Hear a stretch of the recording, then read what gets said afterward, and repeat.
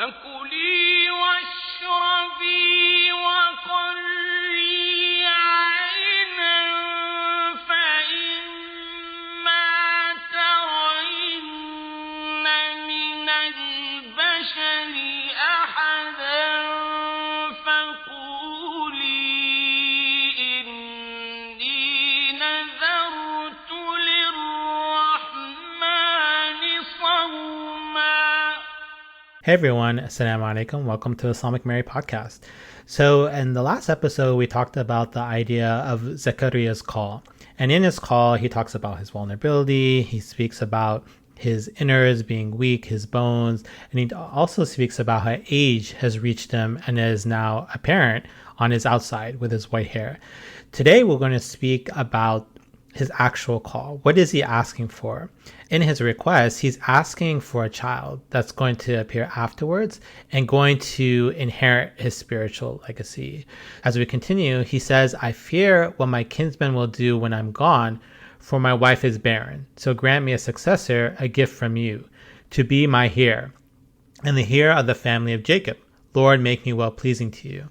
So in the Arabic, Zakariyya says, وَإِنِّي خِفْتُ الْمَوَالِيَ من ورائي وكانت امرأتي عاقرة فهب لي من لدنك وليا. So here Zechariah talks about his fears, and this is one of the things I really enjoy when I engage the Quran, is how the stories of the Quranic figures and biblical prophets, they speak about their emotions. And here he talks about, in his preface to this prayer, the idea that he's older, that he's weak. However, he then turns to his emotions. And one of his fears is that when he dies, there's no one's going to be there after me.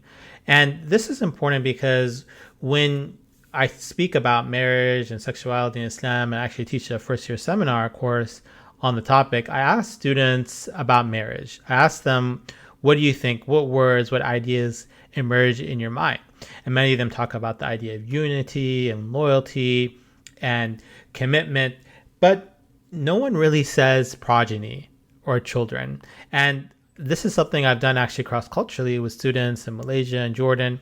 And oftentimes when students in other cultures speak about marriage, they talk about the idea of a family and the idea of having children. And those children will represent the parents when they're gone. And this is essential because in the Quranic worldview and in the ancient Near East, you see a lot of emphasis on children, that there is this concern that when the parents pass away, who will live out my legacy? Even though I'm no longer on this earth, who will represent me?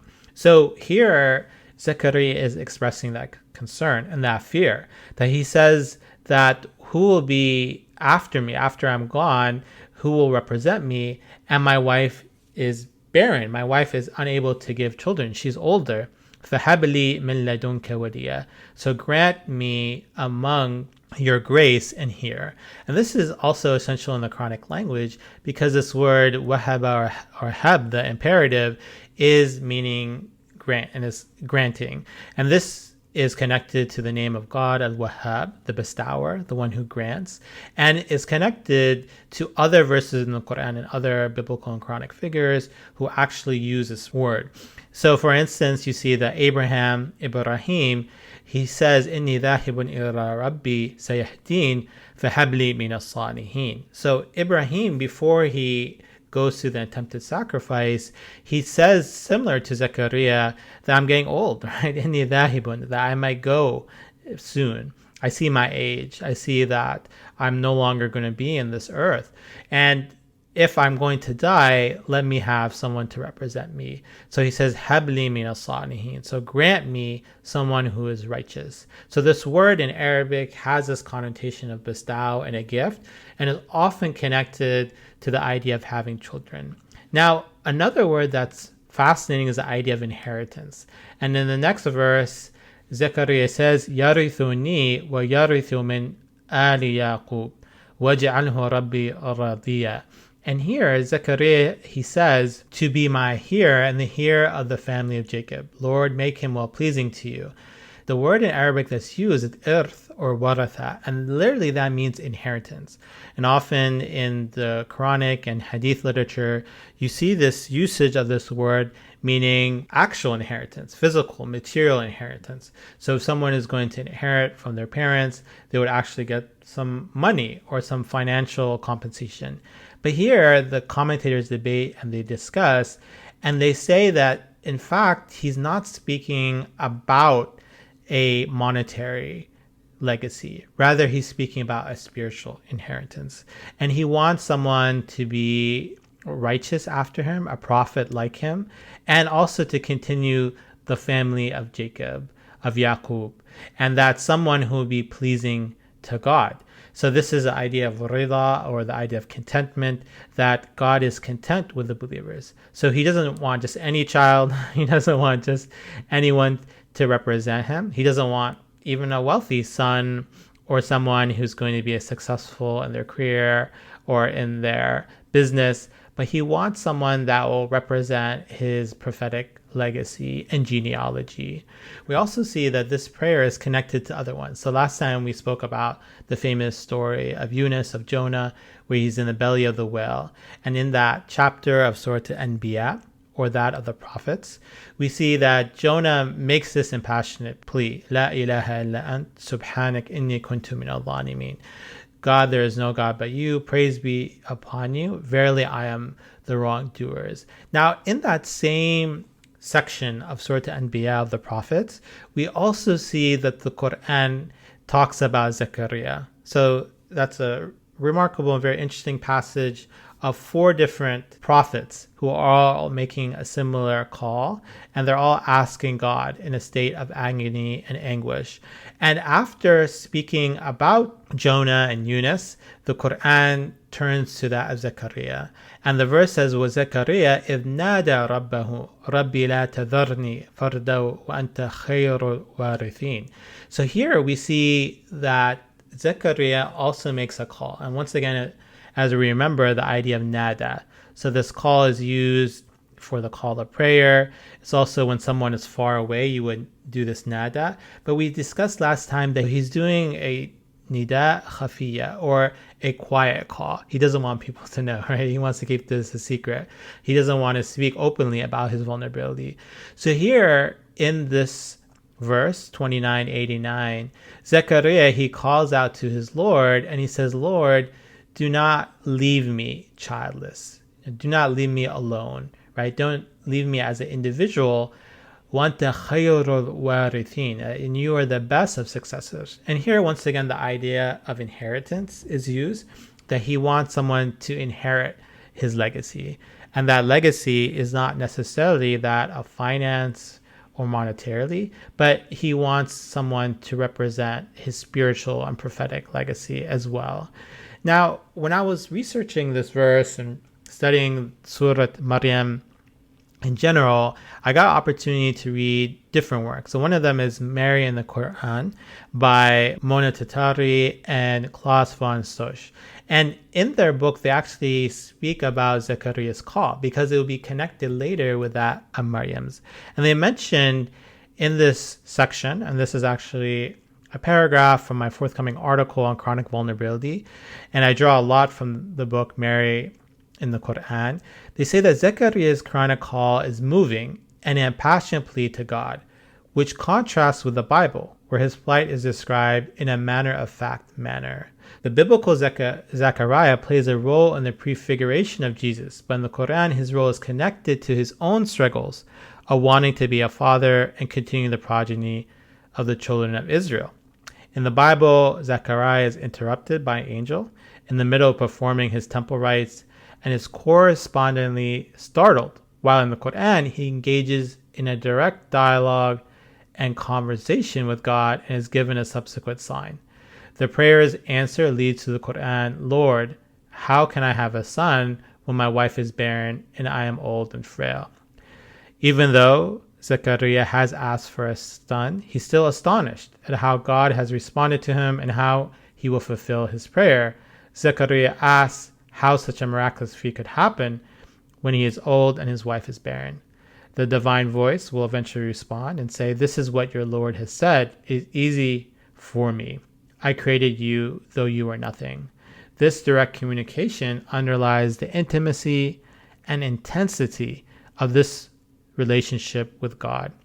So we see something unique in these couple of verses is that Zechariah in the Bible is seen as a forerunner to Jesus. So there is this emphasis within the Gospels of Mary and Zechariah setting the stage for Jesus's arrival. While we see in the Quran, they do have their own personality, which is connected to this late Meccan era and the Meccan portions of the Quran. And in this section, they have these impassionate pleas, whether that's going to be Zechariah, as we're discussing now, or later with Maryam. And here we see something unique. We see a personality of Zechariah that's distinct from other figures, but at the same time connected. And that is his age, that he is calling out in a state of weakness, of being old, elderly. And we also see that he has this desire to have a progeny, to have a child that will be different than Jesus, but also a supporter of Jesus, which will eventually be John or Yahya.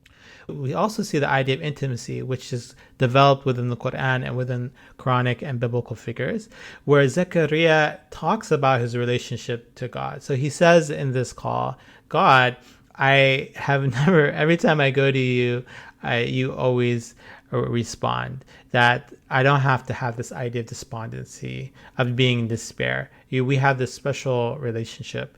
And we also see that there is this idea of sharing his emotions. So he talks about how he's afraid that if he dies and passes away, that no one will represent him, that the spiritual legacy and genealogy will end with him.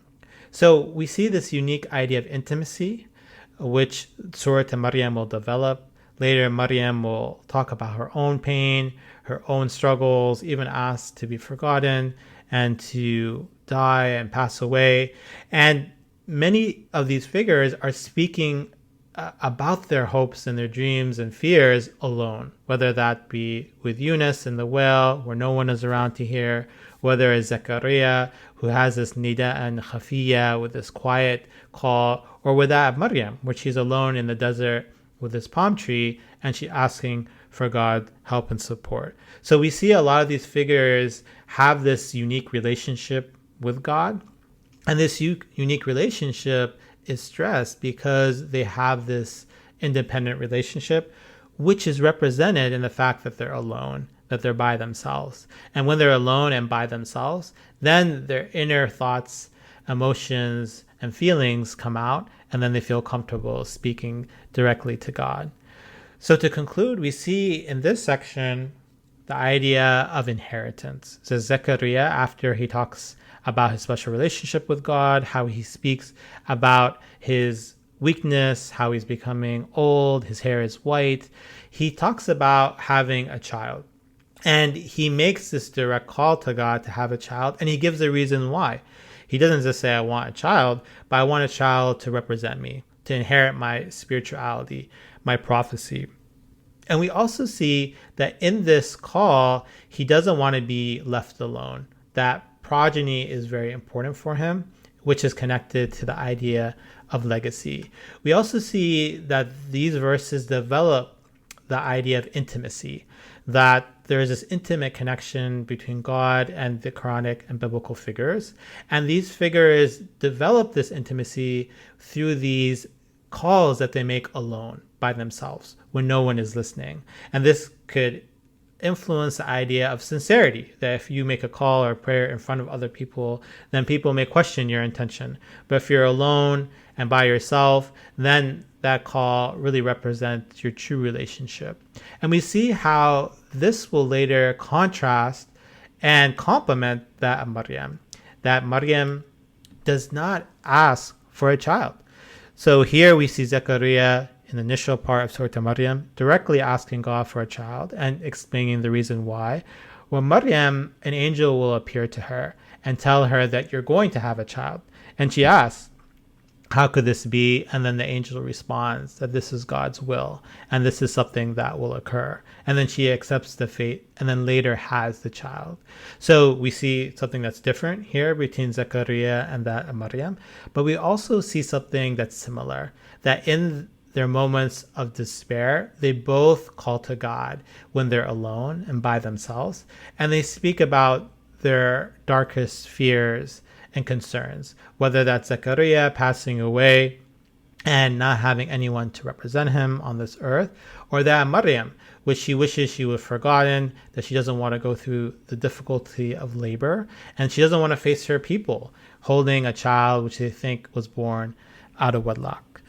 Thanks once again for listening to the Islamic Mary podcast. I'll encourage you to subscribe. Also, talk to your friends, students, and colleagues about listening to the podcast. I've had friends contact me mentioning that they use it as a teaching tool. You also can email me, give me a text, which is available on the show notes regarding any feedback, thoughts, ideas, books, articles, and other topics that we could cover. Also, please review this podcast. Let me know how I'm doing. You can always visit my website for more articles and blogs, and you can join my newsletter. Thanks once again, and take care.